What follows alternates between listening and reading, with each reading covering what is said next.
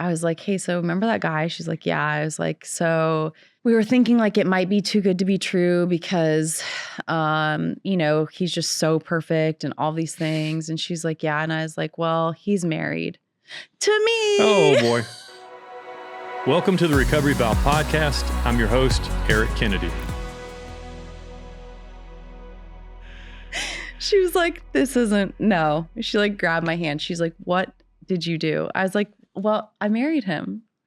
She's like, I mean, this is a really big decision. I was like, I know, but I just thought that the promises they talk about, all these things You'll be amazed before you're halfway through.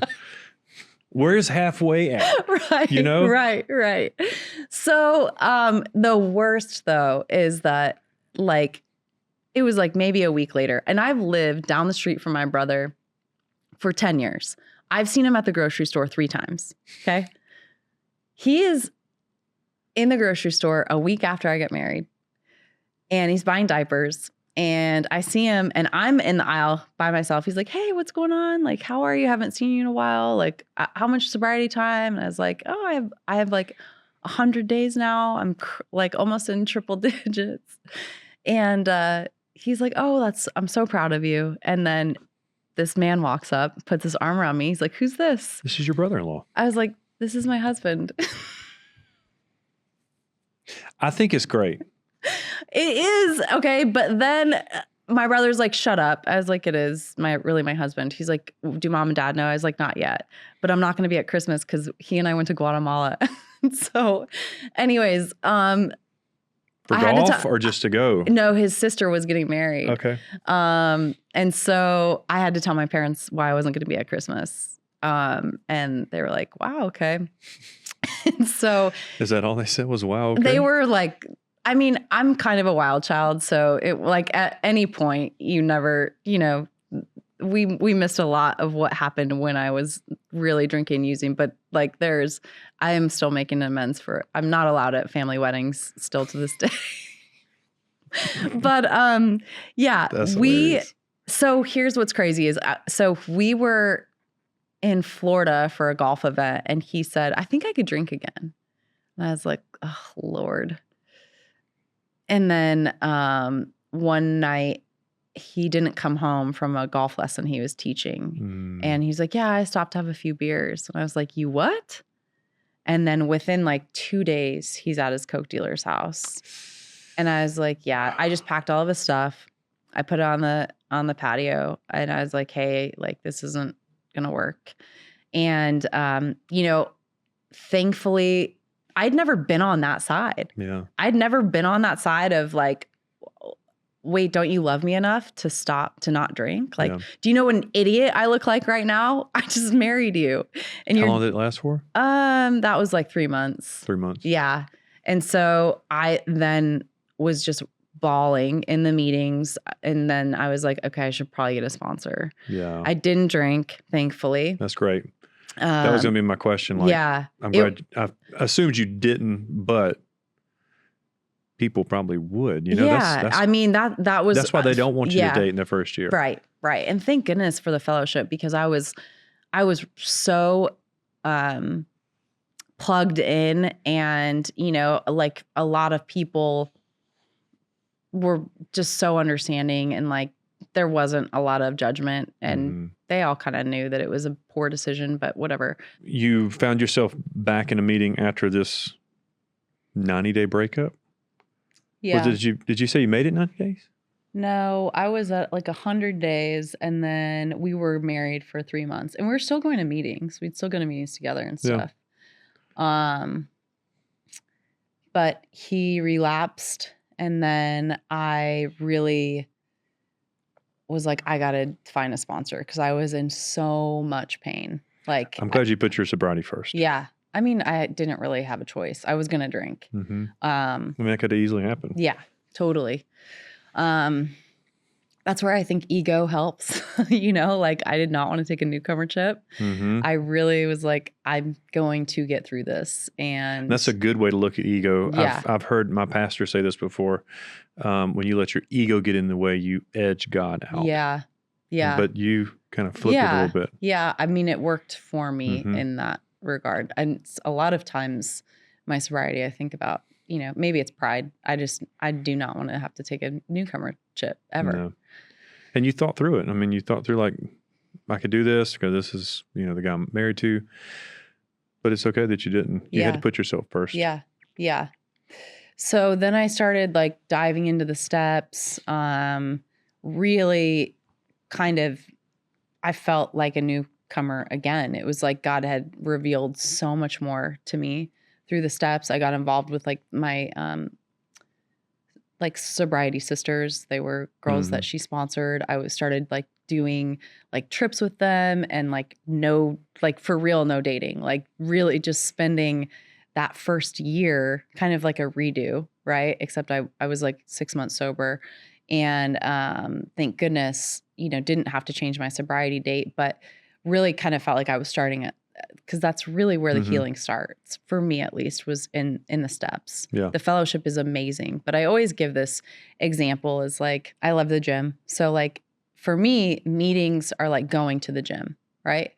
It's not the fact that I go to the gym that makes me fit. It's like that I have a coach who's very similar to a sponsor and we lift weights and do exercises, which is the steps, right? I see the results from the exercises or from the steps. Yeah. And so, I would just go to the gym trying to get fit, but it's like, you have to actually do the work. Yeah. Right. I kind of crack a smile because I've told people that before, like people have said, oh, I got sober because I went to a meetings, or I got sober because I went to treatment.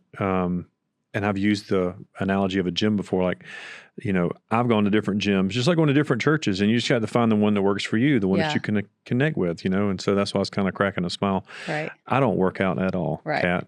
I wish I did. Why?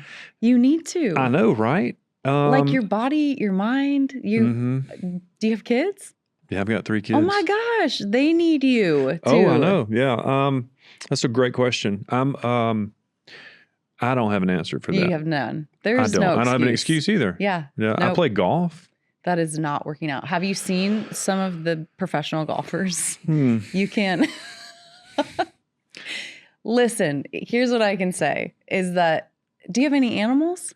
Yeah, I have a French bulldog, Lullabelle. So he doesn't need to be walked, huh? She does. And we, she's worse than I am. She's just a fat, lazy hog. She is a fat, sweet baby dog. Yeah, I bet I love her. And she sits right there on my lap every night. Aww. And I love it. But yeah, she's not walking anywhere either. Yeah. See, animals. I'll make up for it. I promise. Listen, I think it's so important mentally, but I'm so goal oriented. I just think we got to be 1% better. I think your body is your business card. I think the people, you look like you're naturally like somewhat gifted. You're tall, so you're not fat. But I lost 73 pounds over the last couple of years. No way. I did it with the not with working out, but just changing eating habits, and then I was trying that Ozempic pen. No, freaking works, bro. Yeah, it's like a shot of cocaine every week. Is it? I mean, it helped me. Yeah. But I mean, I really do need to get back into working out. Like I said before, I was doing the CrossFit stuff for a while, and I just hurt after that. Well, yeah, that's not fun. I'm going to be nice, but so I was like thinking about calisthenics. Hire a coach. Yeah. Like I cannot tell you, because one, I do so well with accountability, but if you're probably going to show up for that person and not show up for yourself, right? So like and it's probably a lot cheaper than you thought.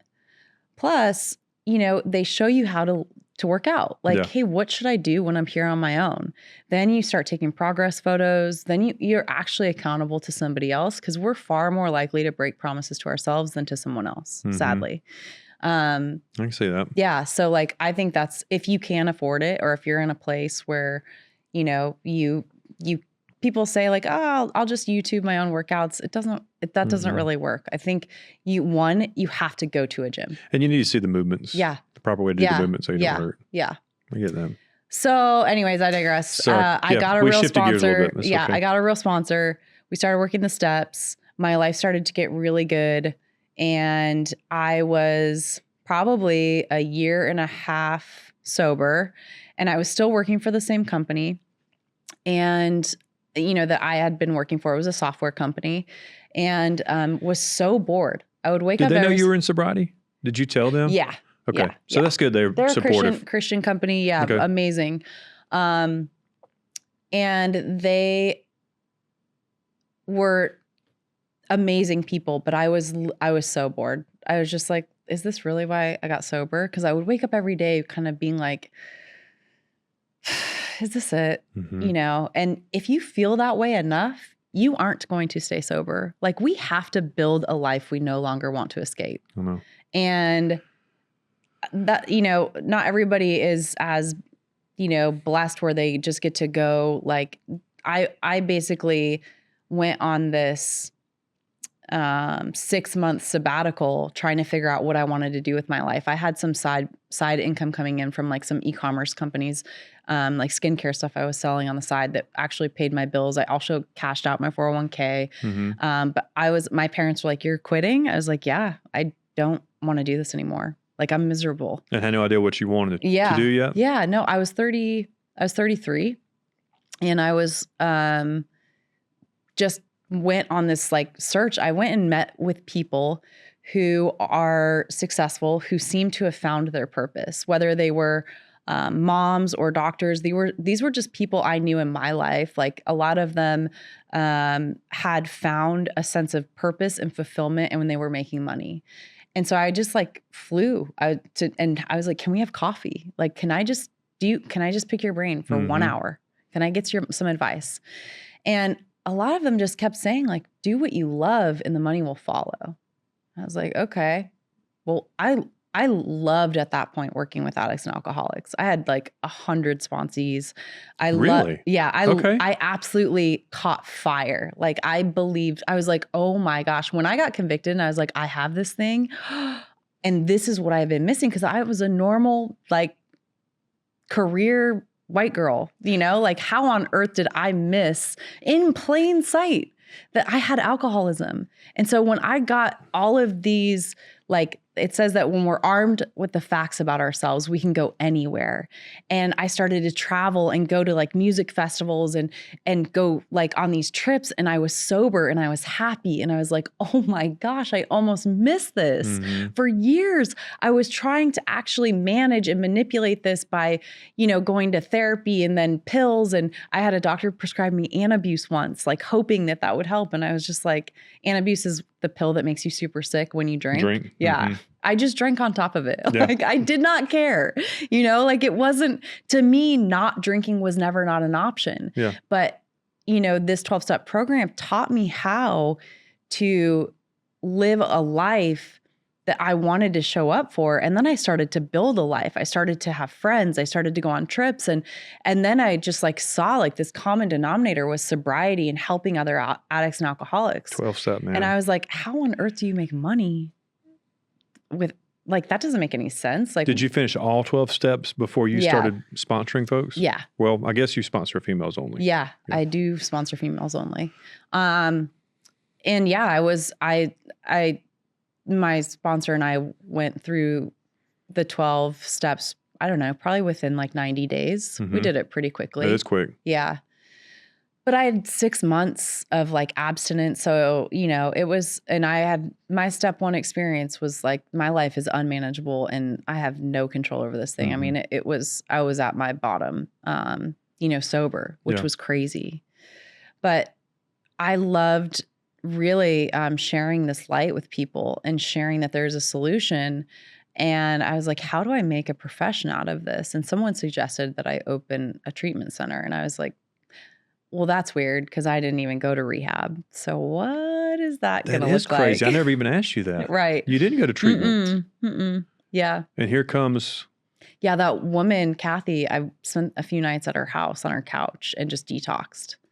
But I wasn't an everyday drinker, but I still had some shakes. And like towards the end, I was drinking every day. Yeah. You ever drinking in the morning? Yeah. Vodka from the freezer. Oh, yeah. And it was, I mean, I did have the shakes when I stopped, and that was scary. That was like, oh my gosh, like my body is literally dependent. Yep. That's super dependent. So wild. It's scary too. Right. I remember waking up having to have that. Yeah. And it wasn't because obviously I didn't want it. Right. My body had to have it. Yeah. In order to start to process how to function. Totally. Scary. Yeah. So I then, I was making really good 6 figures at my software job. I quit, did this like 6-month, traveled, hung out with girlfriends, went to music festivals, meeting these people, like going on this journey, like trying to find my purpose. And then somebody suggested, well, why don't you go work in a rehab to see if you like it? Mm-hmm. And I was like, oh, okay. And so I found this rehab and I became a tech at $17 an hour. 6 figures. Yeah, right. Down to 5. Yeah, yeah. And I loved it. I was like, no. That's the win, though. Yeah, yeah. It's It not was like about I was getting an MBA, and I was pretty honest about my intentions when I got there. I was like, I'm thinking about opening one of these, and they're like, okay, honey. Anyways, like they just didn't take me seriously. And then I met somebody in an AA meeting, and he and I started dating shortly after. And on our first date, we started talking about he had 9 months sober, but had gone through all the steps, just so you know. And I had 1.5 years, almost 2 years. And we started talking about opening a rehab on like our first date.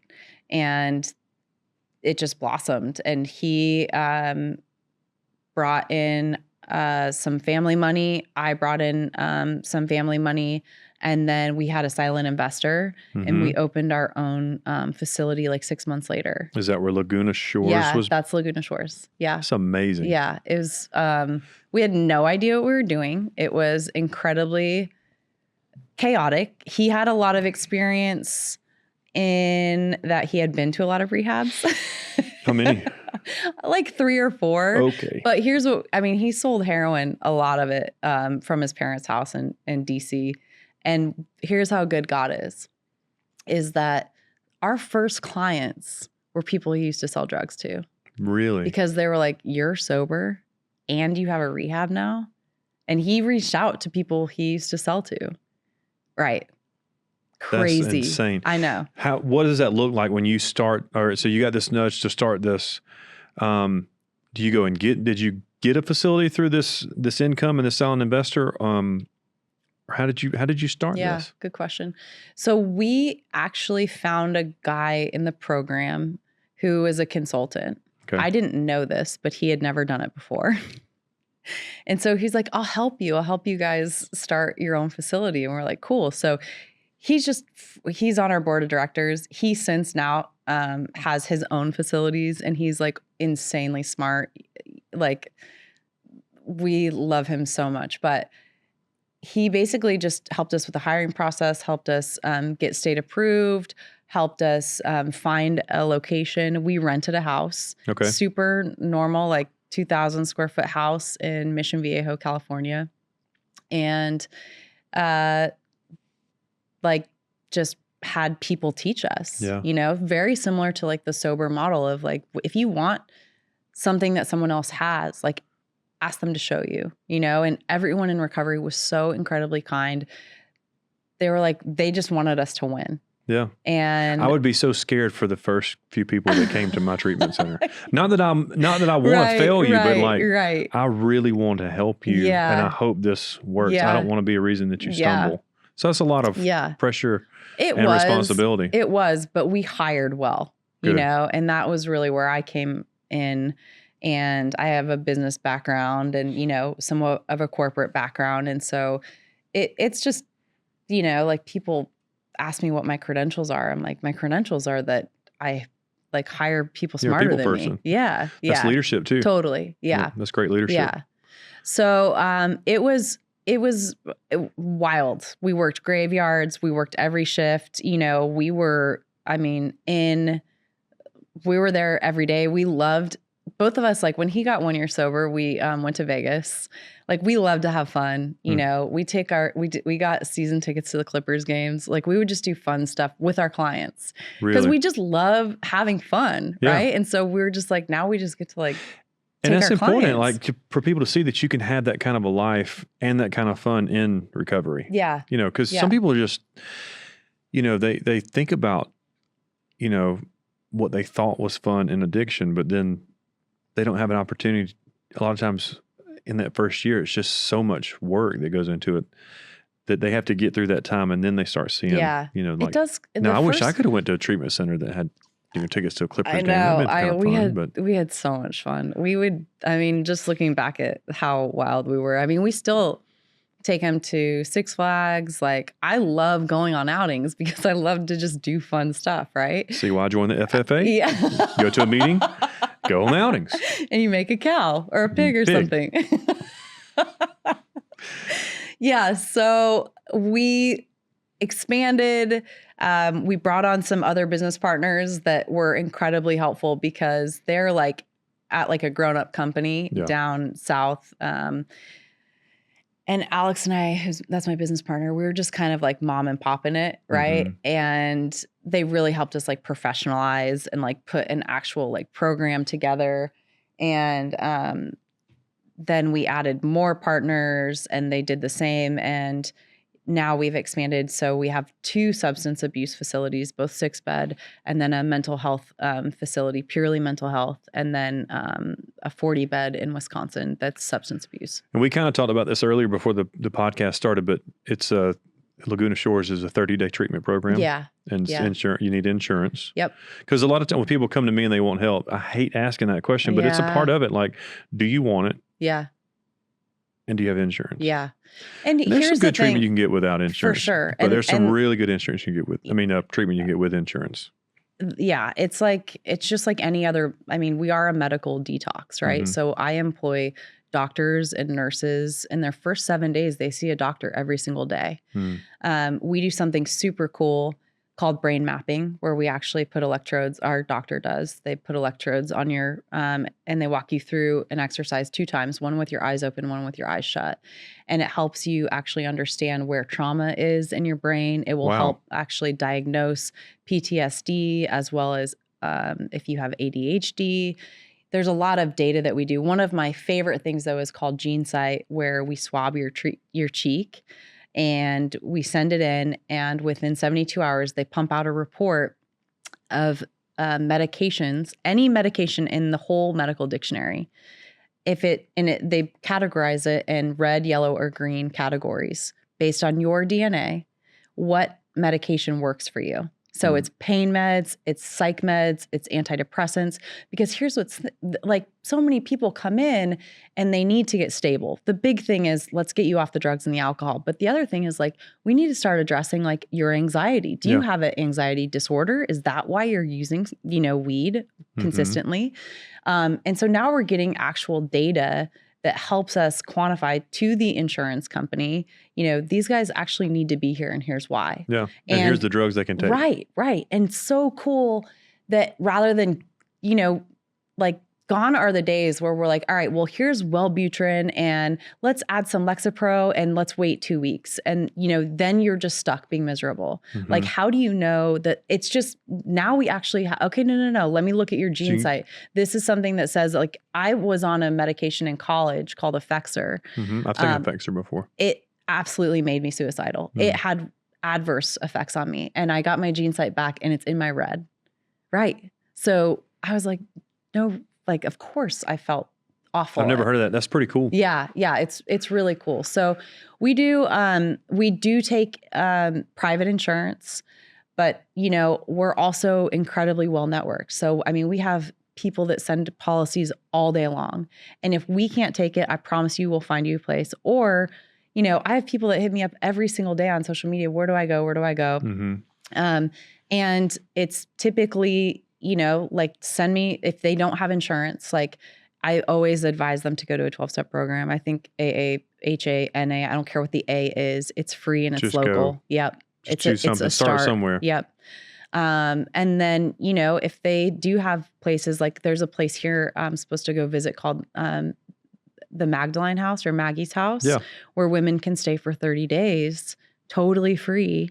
It's non-medical, so they aren't going to get meds to help them detox. But, at least you're going somewhere, though. Yeah, and they spend, it's either 2 weeks or 30 days, but they spend the first time of their sobriety in meetings and in groups focusing on the first 3 steps. Yeah. That's it. That's what we did. I went to a 30-day treatment in Florida, and we went through the first 3 steps before we left. I mean, it was like, we've got to get you started somewhere. Yeah. So that was important. Yeah.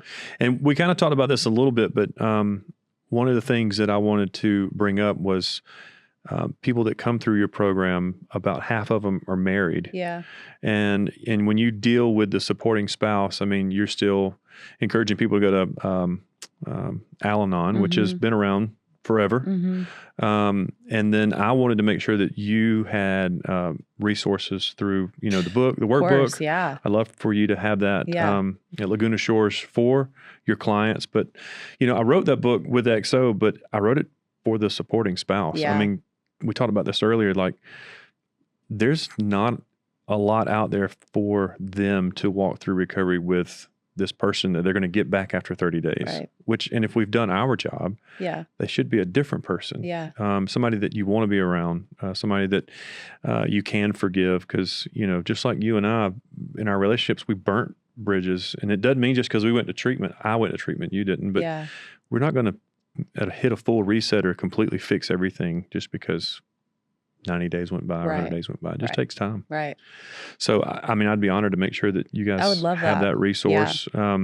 But the other thing that you're working on too, that I wanted to bring up before we close was, am I saying this right? Chains for change? Chains to change. Change to change. Yeah. All right. Tell me a little bit about Change to Change, because that's a 24/7 resource. Tell me about that. So it was created out of an act of obedience, because God asked me to, and I did not want to, but he just kept saying, if not you, then who? Right. And really the idea is that, I have people, I consistently share about my recovery because I want people to know there's hope, there's a solution. I share, about literally just my life. Like it is. People are like, do you ever work? I'm like, well, I can't show you my clients because of HIPAA, but yeah, I do, you know, but really I'm at a place right now where our businesses are pretty self-supporting. The cool stuff I get to do is take my clients to equine therapy, and I just hang out with my clients. That's my heart. That's awesome. Yeah. I love it, but I can't show that obviously because they're, privately in our facilities. But I have a lot of people that are like, I am not ready. I don't think I need rehab, and I'm definitely not going to AA. So what do I do? And I was like, I would tell people like, go find someone sober in your life. And they're like, I do not have anyone sober. Like, you are my sober. And I'm like, okay, well, I don't really want to do one-on-one coaching because I think that that's kind of weird. And people just kept saying they felt alone. They really related to my stories of like being this normal person that when they drank, they did cocaine. And they're like, I'm a mom. What am I doing? And so I created this online community. It's in an app, and it's called Chains to Change. And essentially, as of yesterday, I think there's like 280 members. It's 90 days old.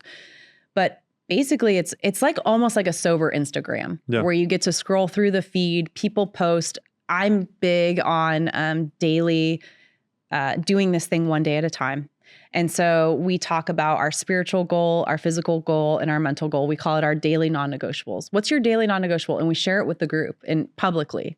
We're like, this is my daily non-negotiables, It's a little bit of a 12th step. Yeah. Every day. Yeah. And then at night, we have this thing called Evaluate My Daily Non-Negotiables. And we go back and we tell each other how we did. Right? That's really cool. And so it is an opportunity because like I said before, we're far more likely to break promises to ourselves, but not to other people. And so I have people in there that have been sober since the day I started it. And obviously that's not me, that's all God. But it does speak to the, that this was needed. Yep. And there is community there. We have live calls every 2 weeks. I do like giveaways, like this month's giveaway is a $500 Airbnb wellness weekend. I just think it's fun. I've been blessed. I know. I'm going to go join. I'm serious. I mean, I think that's great because you're giving people an opportunity to just connect. Yeah. Whenever they're scared to do it another way, you're giving them choices. Yeah. And that has been the coolest part about it is that it is, I struggled with it because I believe, for me, I got sober through 12 steps. So it's like hard for me to be like, well, just be accountable to each other and you'll get sober. I'm not God, right? Yeah. God asked me to create this community and it's theirs. Like they're the ones that are constantly contributing. I had a woman say, hey, like I have a section for prayer requests. I have like different sections. I have like a gym rat section. So like people are like, I've never posted a gym selfie, but here it is. They're far more likely to post it in this community than, in on Facebook where everyone could see, or Instagram. Like we're positive, sober, and encouraging. And I don't care if you want to be sober forever. I don't care if you're sober curious, but if you want some accountability and you want people to rally around you, I go into this app far more than my Instagram and social media timer is for 35 minutes a day. That's for me to post and for me to do some encouraging stuff, feedback, respond to my followers. But really I spend the majority of my time in this community because people are posting, hey, I got my kid back. I just had my first sober Super Bowl. Like we post, what are we doing that's working for us? I had a girl post that she relapsed and she was beating herself up. And you should see the comments immediately. Like, oh my gosh, it's okay. We're here for you. We just do this one day at a time. Today's a new day. Today's a fresh start. We love you. Like, what? I love that. Yeah. And it's almost like where you're coaching one-on-one, but you're coaching one on 200 and something right now, whatever. What was that number again? 280. 280. Right now, so, and you're turning them into coaches to an extent. And that was one of the coolest things is, I consistently say, I am no different than you guys. I just want you to know that. Like, we're all the same. This community is yours. It's all of ours. But my heart is that one day you're going to be doing this for somebody else. And so it's so cool when we see a newcomer come into the community. And I have a girl with 30 days and she is now like, oh, we're so proud of you. We're so glad you're here. She has that confidence. Yeah. That's awesome. And it's also leadership. Yep. And, this is like, I just created this. Yeah, tell me about your this journal. Is a cool journal. Because you gave me one as a gift. I can't wait to take it home. I did. Okay, so one, I'm so excited because I've never like created anything, right? Like, I mean, I have, but never like something for my personal brand. So this is like my, little note that just says, welcome to the best day of your life. Stay sober, stay committed, be the light of your own life. I really believe that. This is one of my favorite quotes. A man who lacks purpose distracts himself with pleasure. That was definitely the case for me. And so this first page is like, all right, what are your goals? What are your annual goals? And we get into action items for those annual goals. Are you living the life you want to live? Why not? What's one thing you can start doing to improve your quality of life? I'm a huge believer that if you don't start building a life that you don't want to escape, you're going to try to escape it, right? And then every day we have an opportunity we put our number of days sober. Today, what am I grateful for? A grateful heart doesn't drink. What am I going to do to stay sober? This is where you can put in your meetings, your meeting with sponsees, all those good things. And then my 3 goals, right? Physical, spiritual, and mental. We have a threefold disease. We have to really look at this 3 ways, right? So then you talk about acts of service, things you're going to do for yourself. And then who are you going to help today? I have to be helping someone. If I'm not helping someone, like I'm close to a drink. That's my belief. And then at night I go back and I evaluate, what are the good things that happened today and how can I make tomorrow better? That's really good. I even like at the corner, you have to tell what kind of mood you're in. Yeah. Because you're not going to be the same every day. Right. Yeah. No, this is really good. So, and then at the end of the week, you actually evaluate every 7 days. That says there's a weekly evaluation, weekly reflection of goals. Yeah, and so you look at how can I make next week better? I have goals written all over my house. I've achieved and surpassed many of them. I believe that writing them out and making them physical is so important. But then with the community, you also get to get accountability on those. Where can you get this at? Yeah. So if probably on my Instagram right now, if they want to just hit me up, we're building a Shopify site. I didn't know they would be so great. I have a lot of people wanting them. So we're just going to throw up a quick Shopify site and sell them there. But if you want one, just hit me up on Instagram at SoCalCat, SoCalKatt. You know what I'd like to do? What's that? Is For anyone that goes through your program that decides that if they're married and they decide to go through that, I would like to, because of that, I would like to purchase this to give them as a gift, like as a couple. Yeah. So if they're doing the workbook together, they can kind of track some things too. Yeah. One is like, God's given me this platform. Yeah.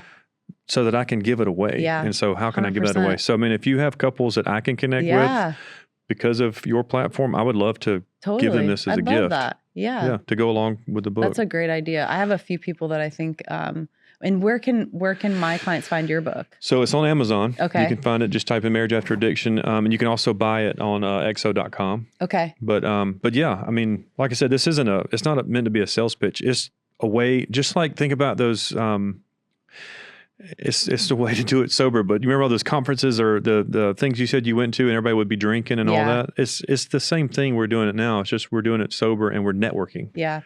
And we're just networking. Big time. You know, Big time. I mean, we're hanging out in Dallas right now because Yeah. we saw each other on TikTok. Right, and I right. sent you a random message like, hey, you're awesome. I need you to come to Dallas and do a podcast. Yeah. And it's because there's going to be a woman out there. I feel like they're going to hear this whole story, but they're going to be close to, that train. Yeah. Yeah. Yeah. And maybe they're not with their dogs, but there's going to be a God moment that's a part of their story that keeps them from doing something. Totally. And it's going to be you. And that's how all this is orchestrated. So I just want to say, I am so proud of you.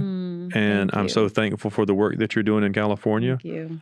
And I am so thankful that you came by the Recovery Valve podcast and just hung out and shared testimony and goals. And I think God's going to use you big time.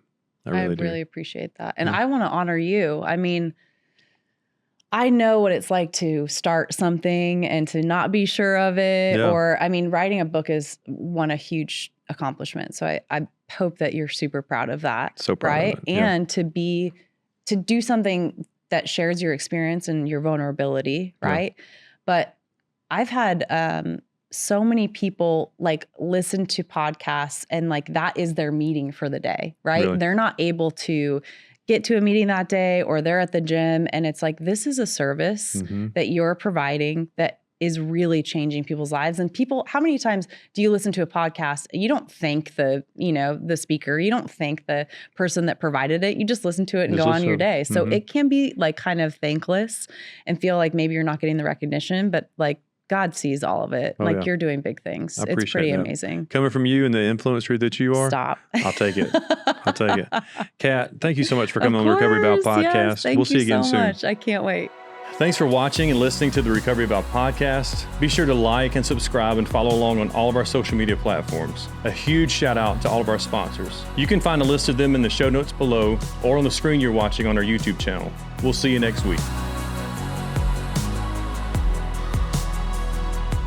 Today's episode is brought to you by Bagwell Insurance, Tree Guys with Ties, Barrow Walden, Kendrick Pain and Body, Roof Savers, Game Changers, City of Refuge, Augusta Magazine, Burrow Elijah Attorney at Law, Communigraphics, The Nonprofit Desk, Corbin Jones State Farm, Paradise Turf, Sally Kohler Photography, Atlas Health and Wellness, Dr. Rhonda Milner, Kendra Neal Studio, Augusta Dream Center, Newsom Electric, New Spring Church, Candace Riddle Realty, Goldmec, Norval Fixture and Equipment, S&S Supplies, Belinda Thompson, Rhett Walker, Augusta Lawn and Turf, Carpet Cleaning Pros of Augusta, Coleman Construction. And a special thank you to all of our other supporters of the Recovery Valve podcast.